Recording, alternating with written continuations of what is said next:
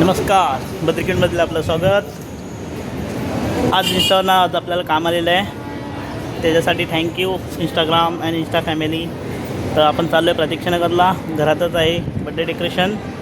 तर आपण चाललो आहे तर थोड्या वेळात. हे बघा, चला आता हे बघा आले प्रतीक्षानगरची बिल्डिंग बाबारामची. इथे आता काम चालू. हे आता आपण क्रोम बलून लावतो आहे इथे.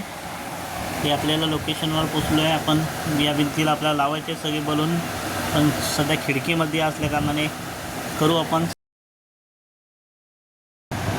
हे बघा, ही झालर आहे. ही आता आपल्या इथे लावायचे. गेट वगैरे झालेला आहे.